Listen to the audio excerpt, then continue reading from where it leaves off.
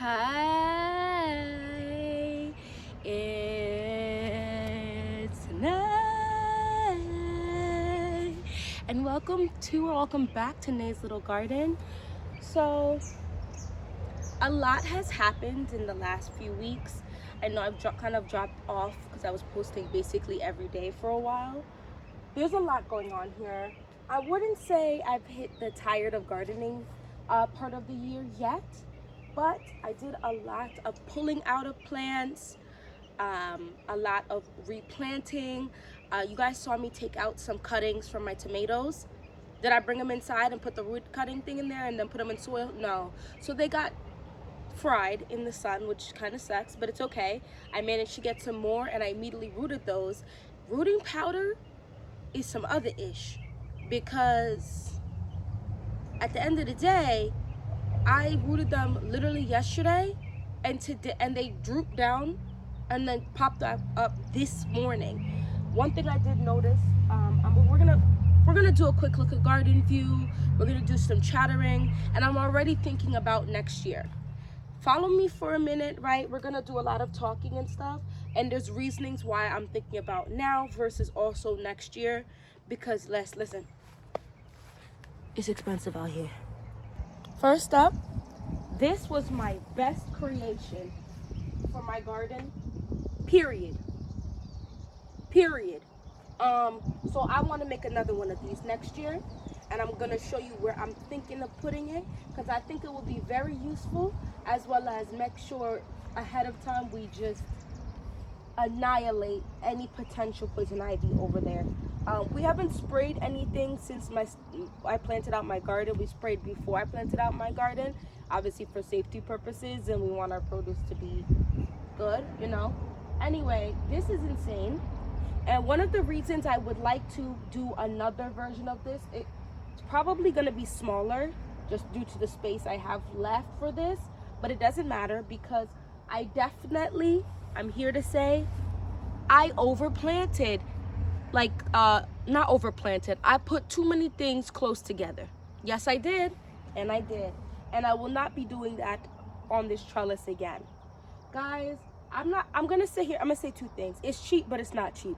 A lot of things when it comes to gardening, unless you get lucky and come across things, or you know somebody who will give it to you for free and yada, yada, yada, it's going to cost you a little bit of money to a lot of bit of money.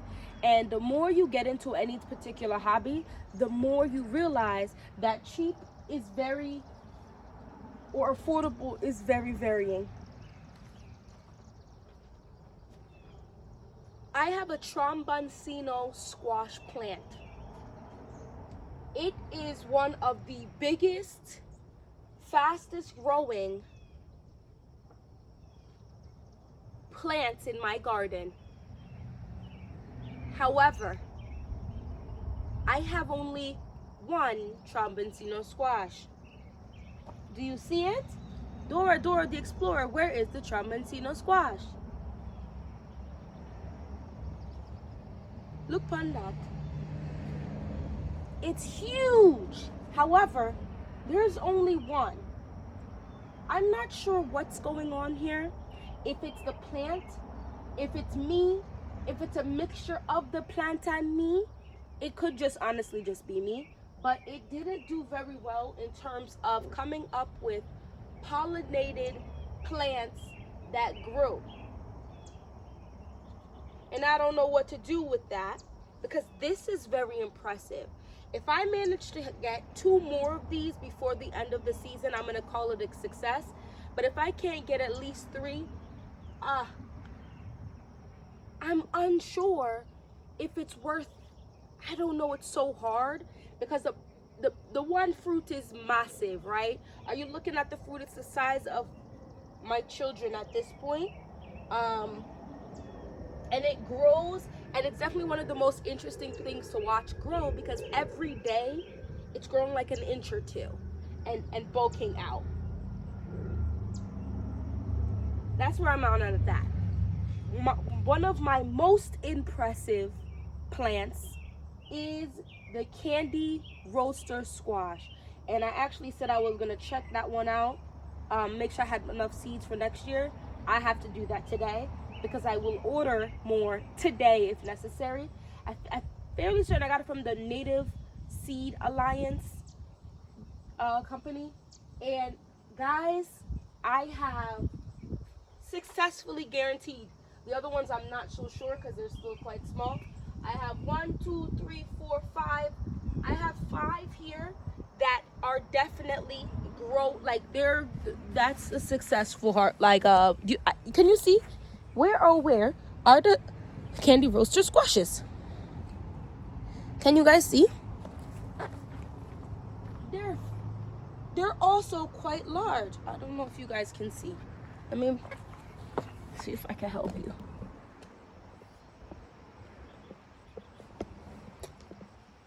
Here we go. Can you see? 1, 2, 3. There's one you can't see that's over there on that side. There's another. I didn't count these 2 up top here. Where's the other one? Only because they're still quite small, so I'm not sure if they got pollinated. But I have 4 big ones, or 3 big ones, and 2 medium ones. So I'm very, very excited. The other plant on this trellis that is, guys, I think this is an orange oxheart. I honestly just be guessing to keep it a buck with you, because it's heart shaped, and I don't know what other heart shaped plant I'm gonna say it's the orange oxheart. These are huge and very pretty and quite unblemished, because some of the tomatoes here in my garden are giving very much, okay, we're not perfect, but we can make do. Another one, this is mad prolific. I'm not sure, I think this is the Queen of the Night tomato. This thing, I don't know if I planted 1 or 2 different plants right here. If I planted 2, don't do that. 1 plant needs about 2 square foot because it explodes. The thing with gardening is you're unsure if it's going to explode and grow, or if something is going to come and annihilate it and remove it from the planet, or if it's not going to get enough of something because it rained too much or fungus hit, whatever. But if this is 1 plant, this is insane. And it might be, because the thing is, I barely trimmed any like branches and stuff like that, because I just wanted to see what the growth habit would be, and it is insane. And there's definitely some disease, but it's growing a lot of tomatoes, and they're like a decent look. I guess when I was thinking salad, I was thinking even smaller. So I'm honestly not mad at this size of these tomatoes. And I'm gonna show you, I'm gonna bring you in here because I want you to see the difference, because the Queen of the Night and tomatoes that are like the ones that get purple due to the sun, in theory, you know, the more sun, the darker they get. In practice, you're like, hey, yo, wow. All right, so see, can you guys see them? There you go. That's the ones that are more hidden, and then there's some over here that are, as you can see, inside of the structure, so they get a lot less sun. I'm gonna show you the ones outside of the structure. Can y'all see those black, you looking at the Candy Roaster? You see that black mass right there? That is also the same tomato, and they're all down here. They're so dark and so beautiful, because when the sun comes up, it sets over here, and so when it sets, it's beaming straight back there, and that's why they look like that. I'm so thoroughly impressed. I cannot explain it to you. You're gonna be on an angle here. There's not much I can do about it. 2 more plants that are also going wild. Well, real quick, the Tramontino squash is also all the way down. Like, the plant is huge. I think a Tramontino squash, really and truly, I don't even want to tell you a specific square foot, but I think if you can successfully grow 1 Tramontino squash, you're gonna have a lot of fruit, because it's over here and we have a little one here, and it's come all the way down here. There was one down here that didn't survive, so it rotted off, which is fine. But they like root into the ground, and they're like, Miss Ma'am, I'm not playing with you. Like, I can't, like, I have to really apply force. And there is one over here that looks like she might perchance do something, so we'll see. Fingers crossed. The problem is it's on the floor. Anyway, let's talk about 2 more plants that are doing absolutely insane in my garden. Excuse me, Tromboncino. This right here is the Casper eggplant. I think I called it the ghost eggplant last time. It's the Casper eggplant. She has, this is one Casper eggplant. There is at least, oh my gosh, I need to pick these. There is at least there's at least like 15 eggplants on here. Insane. And I have so many eggplants in my garden. I want to say like 4 or maybe even 5.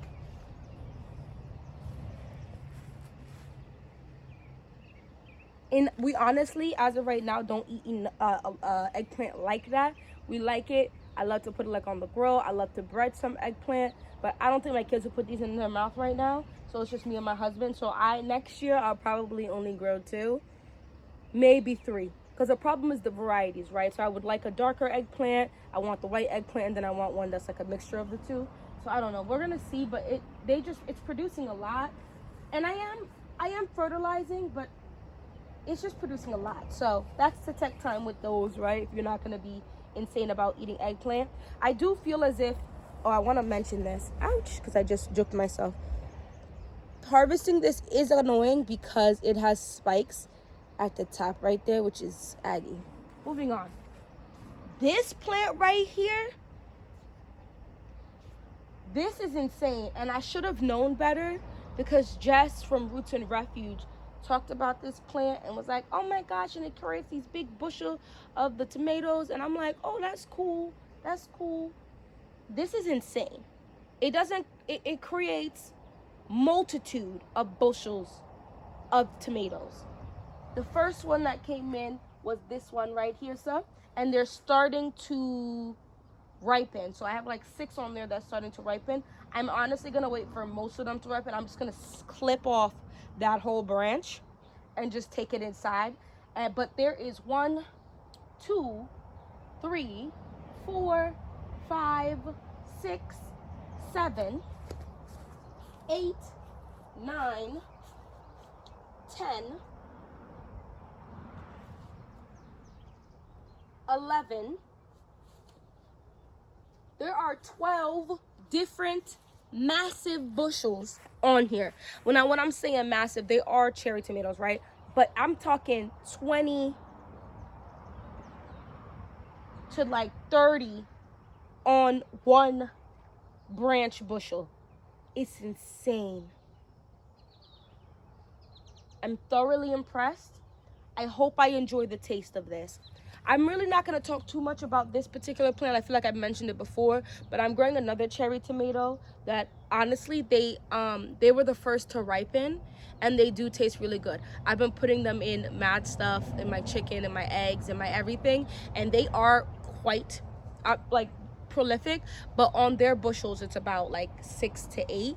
So this is just insane. I would grow both, and then you're going to have those early, and then when this comes in, it's just going to be a lot in one go. I'm wondering if I should attempt to sun dry some tomatoes and see how I feel about it, because I could definitely do a little making of like a mesh thing to go over it so the bees don't bother them, and then see how the sun dried vibes go. But that is a super impressive plant. And honestly, I would have planted less knowing it's like this, because I think I have like 4 more of these in my garden, or 3 more. So it's going to be August and September are going to be insane for harvest, which I'm very happy for, because I don't know if I ended up posting the video or not, but I was talking about how my parents had come recently, and you can say something to people and they're gonna hear you, but they can't visualize it from words alone. So when they came here, they were shooketh. Talking about farm, guys, it's not a farm, okay? But they were so impressed, and so they recorded it and sent it off to my family. Now everybody wants produce. So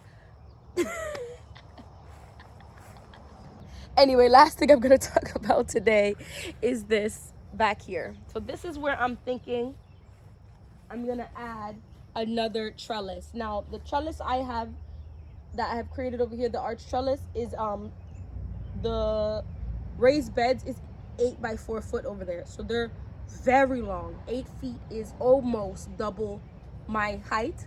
So they're extremely long. So they come out quite far. And there's 2,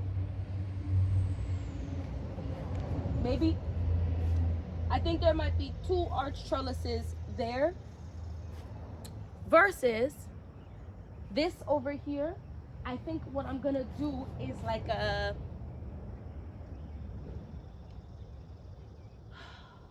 maybe like a 6 by 3, and then a 6 by 3 on this side because it's longer, and then like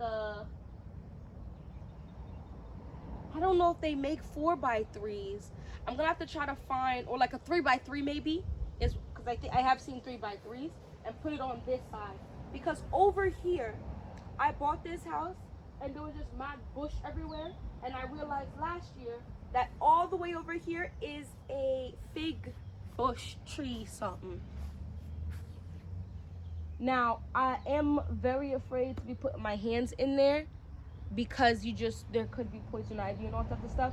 So we're gonna have to go dig around in there in the winter time, right, when a lot of stuff is done, right, and root around and find what we gotta find. And I also do absolutely nothing to that. So I think what happens is the first few years I was living here, it fought for its life, because technically in my zone, you gotta do, like in the zone above me, you gotta cut it down, you gotta cover it with branches, you gotta do with the leaves in order to ensure it survives. I have done nothing because I didn't know she was there. And now that I know she's there, but she's been surviving, I just don't see the point in continuing to do something now. But I think this coming year, this fall, I might go ahead and have my husband cut down everything in there because you're supposed to cut it down and then cover it with leaves. That way it'll grow back faster. So yeah, she does her big one. So I don't really want to interrupt her too bad, but I'm also not that upset that if I had to take cuttings from that, because to my knowledge, let me know if I'm wrong, you could take cuttings from fig trees, most trees, and make a new tree. So if I have to, I will in fact do that, because I have this spot over here right next to my shed that we are slowly clearing up the entirety of this, because the way it's looking, we're not going to move no time soon. So we have to make do with what we have now. Becoming a Farm Girl is one of my favorite gardening, herbal, life, homestead channels. And she says that all the time, you know. She would love to own a homestead, you know, some acres, but she's got to start learning about all of this stuff with the space she has now. And I firmly believe that the best time to plant a fruit tree, or best time to start gardening, was 10 years ago when I had just graduated college. The next best time is now. Like I say that all the time. I should have bought a house in 2008 when I was in 2nd grade or 3rd grade or whatever. Anyway, so yeah, we're clearing up, and there's like leftover stuff we're gonna clear out from here, and then we're gonna probably do also some more gardening over here. Now I do have a dramatic slope, so we just work with what we can, and we dig down for the higher parts and keep it pushing. Last thing before I let you go, you're not gonna see it very well, and I'm really truly not gonna get that close because I'm just not.